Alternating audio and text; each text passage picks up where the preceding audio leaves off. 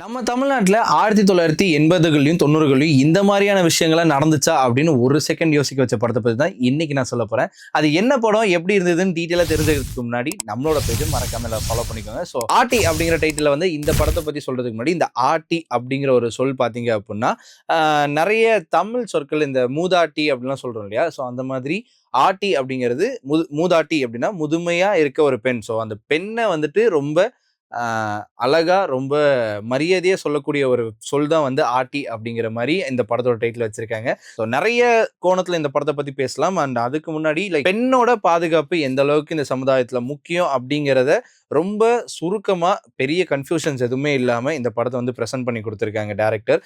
எங்கள் குடியில் பெண்கள் முதலாம் மண்ணுக்கும் பொண்ணுக்கும் ஒரு பிரச்சனைனா அவங்க வருவாங்க, காட்டோட காடா கலந்திருப்பாங்க. ஸோ இந்த படத்தோட ஒரு ஒன்லைன் பார்த்தீங்க அப்படின்னா, மதுரைக்கு பக்கத்துல இருக்க ஒரு மலைவாழ் இனம். ஸோ அந்த மலைவாழ் கிராமத்துல இருக்க அந்த அந்த இனத்துல இருக்க அந்த மக்களாகட்டும், இல்லை அந்த வந்துட்டு சின்ன குழந்தையாகட்டும், ஸோ இதெல்லாம் லைக் இவங்கெல்லாம் வந்துட்டு எப்படியாவது படிச்சு முன்னேறணும், முன்னேறி எப்படியாவது அடுத்த கட்டத்துக்கு போகணும்னு நினைக்கிற நம்மளோட ஹீரோயின். ஸோ அதுக்கு என்னெல்லாம் எஃபர்ட் போடுறாங்கிறது ஒரு பக்கம். அதை தாண்டி இந்த ஆர்டி அப்படிங்கிற இந்த படம் வந்துட்டு கொஞ்சம் மிஸ்டீரியஸா அந்த காலகட்டத்தில் பார்த்தீங்க அப்படின்னா இந்த சாமி வழிபாடு இந்த மாதிரியான விஷயங்கள்லாம் இருக்கும் இல்லையா? தமிழ் சமூகத்துல இந்த கடவுளுக்கு, அதாவது நம்ம குலதெய்வம் அப்படிங்கிறதுக்கு பெண் தெய்வத்தை தான் வந்து நிறைய பேர் வழிபடுவாங்க. இது என்னையா பாலம் மாதிரி இருக்கு சார்? அது பூரா ஃபாரஸ்ட் டிபார்ட்மெண்ட் கண்ட்ரோல் சார். அந்த பக்கம் காட்டுக்குள்ள ஒரு கோயில் இருக்கு சார், ஆனால் யாரும் இப்போ அங்கே போகிறதில்ல சார். ஏன் லைக் அந்த மாதிரி இந்த பெண் தெய்வத்தை எப்படி வழிபடுறாங்க, எதனால இந்த பெண் தெய்வம்க்கு அதிக முன்னுரிமை இருந்தது அப்படிங்கிறதையும் ஒரு சின்ன டீட்டெயிலிங்காக இந்த வந்து படத்தில் வந்து சொல்லியிருக்காங்க. அண்ட் இந்த படம் வந்து பேஸ்டாக எங்கே ஆரம்பிக்குது அப்படின்னு பார்த்தீங்கன்னா, மதுரைக்கு பக்கத்தில் இருக்க ஏதோ ஒரு மலை கிராமத்தில் தான் ஆரம்பிக்குது. அதை நான் ஏற்கனவே சொன்ன மாதிரி அந்த ஊரில் இருக்க சின்ன பசங்களை எப்படியாவது படிக்க வச்சு அவங்கள அடுத்தடுத்த லெவலுக்கு எடுத்துகிட்டு போகணும்னு நினைக்கிற ஹீரோயின். ஸோ இதுக்காக சர்க்கார்கிட்ட வந்துட்டு எங்களுக்காக ஒரு வாத்தியார் வேணும், ஸோ இந்த என்ஜிஓலேருந்து ஏதாவது ஒரு வாத்தியாரை வந்து எங்களுக்கு அனுப்பி வைங்க, எங்களோட பசங்க படிக்கட்டும் அப்படின்னு நினச்சி நம்மளோட ஹீரோயின் வந்துட்டு சர்க்காருக்கு இந்த மாதிரி ரெகுலராக வந்துட்டு லைக் போஸ்ட் அனுப்பிட்டே இருக்காங்க. அதை பார்த்து சர்க்கார்லேருந்து ஒரு வாத்தியார் வராப்புல. அந்த வாத்தியார் வந்ததுக்கப்புறம் அந்த ஊருக்குள்ளே என்னெல்லாம் மாற்றம் நடக்குது, அண்ட் அந்த வாத்தியார் வர்றதுக்கு முன்னாடியே புதுசாக டிரான்ஸ்ஃபர் ஆன ஒரு இன்ஸ்பெக்டர். ஸோ கதையோட நாயகனாக வரக்கூடிய நம்மளோட ஹீரோ அந்த படத்தில் என்னங்கய்யா? நீங்க உண்மையிலே ரொம்ப அழகுதான்.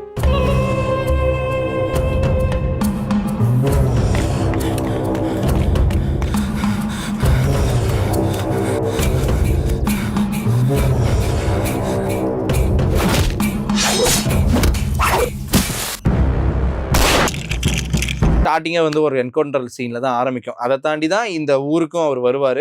ஸோ அப்படி வந்ததுக்கப்புறம் அவர் என்னெல்லாம் கண்டுபிடிக்கிறார் ஆஸ் அ இன்ஸ்பெக்டரா, அந்த வாத்தியார் வந்ததுக்கப்புறம் அந்த ஊரில் என்ன மாற்றம் நடந்துட்டு இருக்கு அப்படிங்கிறது இந்த படத்தில் ஒன் பை ஒன்னாக ஒரு மாதிரி கன்ஃபியூஷன் இல்லாமல் வந்து எடுத்துகிட்டு போயிருக்காங்க. அண்ட் இந்த படம் எந்த இடத்துல வந்து ஒரு திருப்பு முனையாக மாறுது அப்படின்னா, பாடம் சொல்லி கொடுக்குற அந்த வாத்தியார் இருக்கார் இல்லையா, அவர் ஏதோ ஒரு காரணத்தினால இறந்துட்டாரு. ஸோ இறந்ததுக்கப்புறம் அது வந்து கிட்டத்தட்ட ஒரு கொலை மாதிரியும் தெரியுது, ஆக்சிடென்ட் மாதிரியும் தெரியுது. இது கொலையா இல்லை தற்செயலாக நடந்ததா, இல்லை இது யாரு பண்ணா, எதனால இப்படி நடந்துச்சு அப்படிங்கிறத ஒரு பொறுமையா உட்காந்து பார்க்கும்போது நம்மளால இந்த படத்தை வந்துட்டு ஓகே இதுதான் சொல்ல வராங்க அப்படிங்கிறத நம்மளால புரிஞ்சுக்க முடியுது. அண்ட் குறிப்பா ஒரு 5 பெண் தெய்வங்களை வழிபட்டு வந்துட்டு இருக்க அந்த ஒரு கிராமத்துல அந்த பெண் தெய்வங்கள் மாதிரியே அடுத்தடுத்த தலைமுறை அதாவது 1800கள்ல நடந்த ஒரு சம்பவத்தினால பெண் தெய்வமா அந்த ஊருக்கு மாறின அந்த கடவுள்களோட வழியில வர அடுத்தடுத்த பெண்கள், ஸோ அடுத்தடுத்த தலைமுறை அந்த ஊரை எப்படி பாதுகாக்குது, அண்ட் அதையும் தாண்டி பெண்களுக்கு எதிராக நடக்கிற அநீதிக்கு எந்த மாதிரியான தீர்வு அந்த படத்துல வந்து கொடுத்துட்டு இருக்காங்க அப்படிங்கிறத,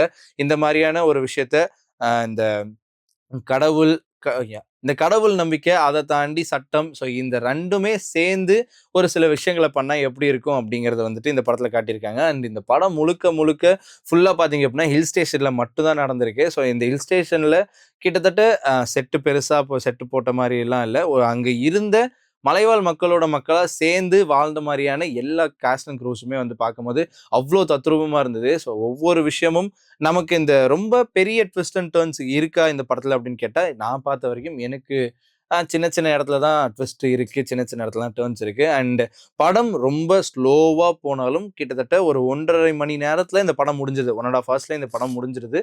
ஸோ பெரிய லேக் எல்லாம் இல்ல. குறிப்பா பெண் சமூகத்துக்கு நடக்கிற ஒரு அநீதியை இப்படியும் தட்டி கேட்கலாம், இப்படியும் தட்டி கேட்கலாம். அதாவது இந்த சட்டமாவும் சட்டத்து ரீதியாகவும் தட்டி கேட்கலாம், இல்ல சாமி ரீதியாகவும் தட்டி கேட்கலாம் அப்படிங்கிற மாதிரியான ஒரு கன்க்ளூஷனோட இந்த படத்தை வந்து முடிச்சிருக்காங்க. அண்ட் ட்ரைலர் பார்க்க நிறைய பேருக்கு வந்துட்டு என்ன நடக்குது அப்படிங்கிற ஒரு கன்ஃபியூஷன் இருக்கும். ஸோ படத்தை போய் நேரில் பார்த்தா அந்த ஒரு கன்ஃபியூஷன் உங்களுக்கு தீரும் அப்படின்னு நினைக்கிறேன். ஸோ அதை தாண்டி அந்த படத்தில் வர சின்ன சின்ன பேக்ரவுண்ட் மியூசிக்ஸ் ஆகட்டும் அண்ட் சாங்ஸ் ஆகட்டும் பெரிய அளவுக்கு எனக்கு கனெக்ட் ஆகலை அப்படின்னாலும், ஆனால் பார்க்கும்போது அந்த இடத்துக்கு இந்த பிளேஸ்மெண்ட் ஓகே அப்படிங்கிற மாதிரியான ஒரு விஷயத்தை என்னால் பார்க்க முடிஞ்சுது. அண்ட் இந்த படம் முடிஞ்சதுக்கு அப்புறம் அந்த படத்தோட ப்ரொடியூசரை வந்துட்டு போய் பார்க்கும்போது, ஸோ இந்த மாதிரி சின்ன சின்ன கருத்து சொல்கிற படமாக எடுக்கிறீங்களே, இது வந்துட்டு உங்களுக்கு பெருசா பணம் வந்துட்டு உங்களுக்கு தரப்போறது இல்லையா? அப்புறம் எதுக்கு இதே மாதிரி ஒரு படத்தை எடுக்கிறீங்க அப்படிங்கிற ஒரு கேள்விய முன்வைக்கும் போது என்ன சொல்றாரு அப்படின்னா, இந்த மாதிரி சமூகத்துக்கு பெரிய படம் கொடுக்கறத தாண்டி ஒரு நல்ல படத்தை கொடுக்கணும்னு தான் நான் நினைக்கிறேன். அதுக்காக தான் இந்த படம், அதாவது ஆட்டி அப்படிங்கிற இந்த படத்தையும் நாங்க தயாரிச்சிருக்கோம். ஸோ எல்லாரும் மறக்காம பாருங்க அப்படின்னு சொல்லியிருந்தாரு. அண்ட் நீங்களும் மறக்காம ஆட்டி படத்தை தியேட்டர்ல பார்த்துட்டு, ஸோ உங்களோட கருத்து என்ன அப்படிங்கிறத மறக்காம கமெண்ட்ஸ்ல சொல்லுங்க. இதே மாதிரி ஒரு சூப்பரான ரிவ்யூல மீட் பண்ணலாம். And then bye from Vijay Girish.